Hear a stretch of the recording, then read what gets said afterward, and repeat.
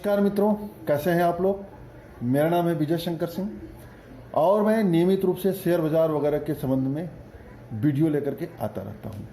तो इसलिए जिस किसी को भी investment, mutual fund, stock market, अर्थशास्त्र, करंट अफेयर्स, मोटिवेशन आदि विषयों पर जानकारी चाहिए, वह हमारे चैनल को सब्सक्राइब कर सकता है। तो मैं नियमित रूप से शेयरों के बारे में जानकारी लेकर के आता रहता हूं। आज मैं जिस शेयर के बारे में चर्चा करना चाहता हूं मित्रों, वह शेयर है रिलायंस इंडस्ट्री। रिलायंस इंडस्ट्री के बारे में मैं नियमित रूप से चर्चा करता रहता हूं मित्रों। पहले भी चर्चा कर चुका हूं, कई बार चर्चा कर चुका हूं और मेरा अपना मानना है मित्रों कि रिलायंस इंडस्ट्री का शेयर यदि पोर्टफोलियो में नहीं है तो बहुत खराब है। रिलायंस इंडस्ट्री एक ऐसा शेयर है मित्रों जिसके हर पोर्टफोलियो में होना ही चाहिए। कोई एक्सक्यूज नहीं, कोई क्षमा नहीं, पोर्टफोलियो में रिलायंस इंडस्ट्री का शेयर होना ही चाहिए। कल के दिन मित्रों रिलायंस इंडस्ट्री ने अपना नया 52 वीक हाई बनाया है 1670 रुपया। अब तक का सर्वोच्च स्तर इसने टच किया है और मित्रों जैसे ही सर्वोच्च स्तर टच किया, जैसा कि हम सभी जानते हैं कि भारत की सबसे बड़ी कंपनी है, विश्व की बड़ी कंपनियों में शुमार हो चुकी है और मुकेश अंबानी जो है विश्व के 12वें अमीरों की सूची में पहुंच गए हैं।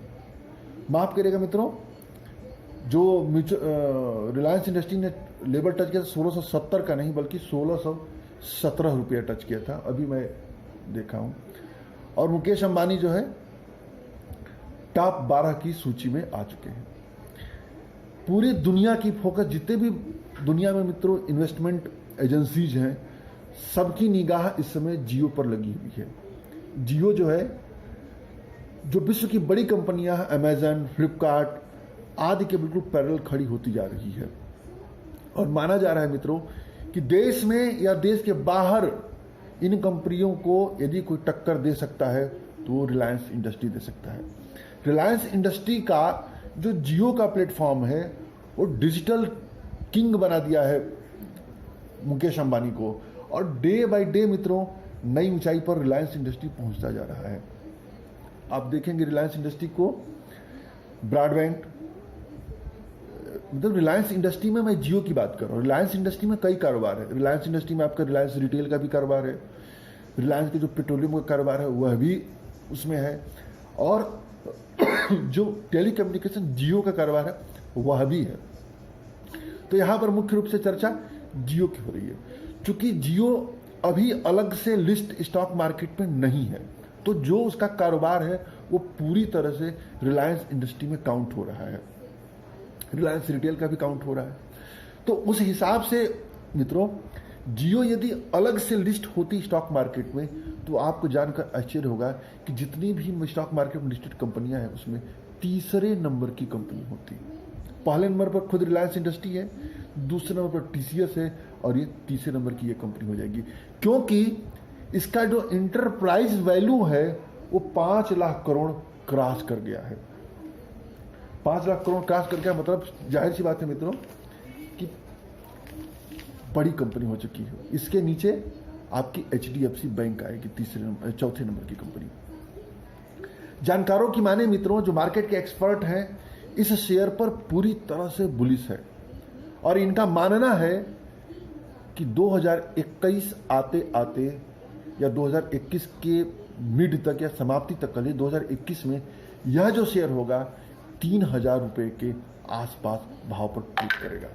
इसलिए यहां से मित्रों 100% रिटर्न की पूरी संभावनाएं हैं।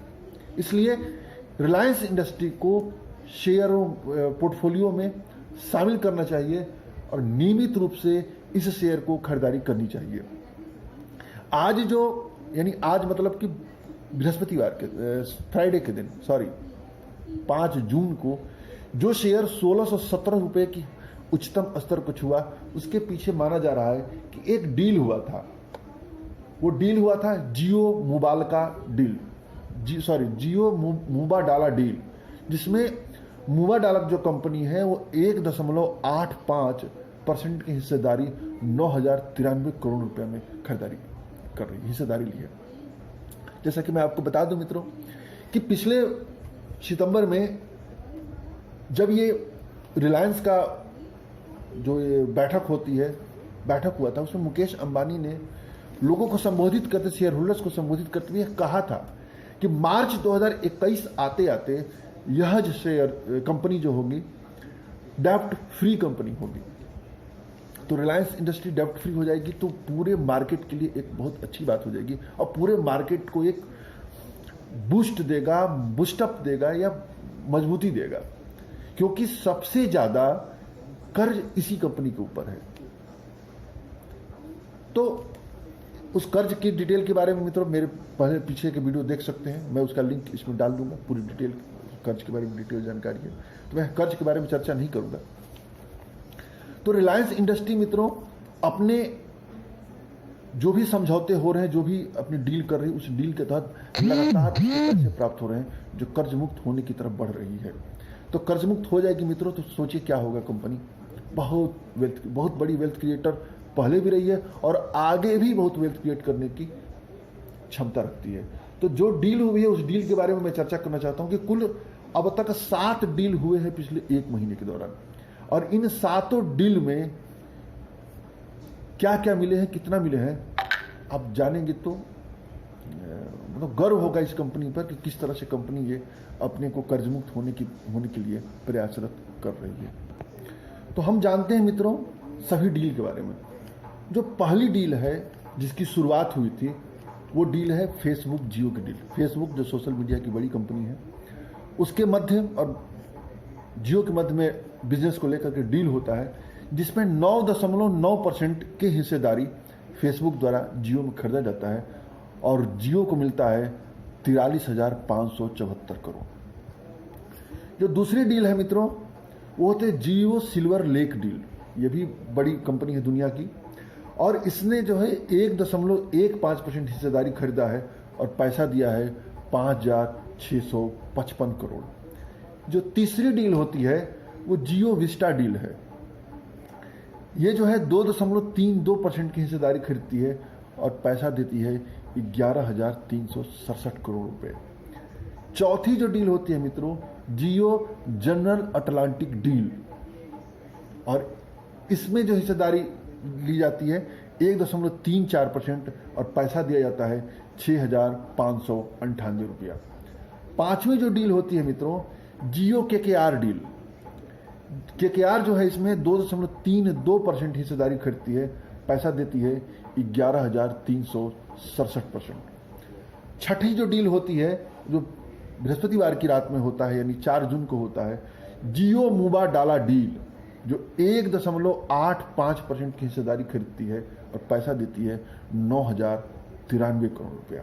और 7वीं जो डील हुई है वो फ्राइडे की रात में हुआ है। वो डील पुरानी डील नहीं है अपितु नई डील नहीं है अपितु पुरानी ही डील है, उसी का विस्तार किया जा रहा है। जो दूसरे नंबर की डील हुई थी जियो सिल्वर लेक डील, तो पुनः सिल्वर लेक द्वारा रिलायंस इंडस्ट्री में नई हिस्सेदारी की जाती है और जो उसकी पुरानी हिस्सेदारी 1.15% रहता है उसको बढ़ा करके 2.08% कर दिया जाता है और नया जो पैसा इन्वेस्टमेंट आता है वो 4,546 करोड़ रुपये आता है। इस प्रकार ये 7 डील मित्रों रिलायंस इंडस्ट्री को एक नई ऊंचाई पर लेके गए हुए हैं और इन्हीं 7 डील की वजह से रिलायंस का जो जियो का कारोबार है उसकी एंटरप्राइज वैल्यू 5,16,000 करोड़ रुपया हो चुका है। आने वाले समयों में मित्रों रिलायंस इंडस्ट्री से ये सभी के सभी शेयर अलग से लिस्ट होंगे। जियो का भी अलग से लिस्ट होगा, रिलायंस रिटेल का भी अलग से लिस्ट होगा। तो आप सोचिए क्या होगा। ह्यूज वेल्थ क्रिएटर है मित्रों। इस समय पूरी दुनिया की जो फोकस है वो टेलीकॉम इंडस्ट्री पे लगी हुई है। दूसरी तरफ इसी की जो पैरेलल कंपनी है एयरटेल, वह भी लगातार अपने आप को कर्ज मुक्त करने की तरफ से प्रयासरत है।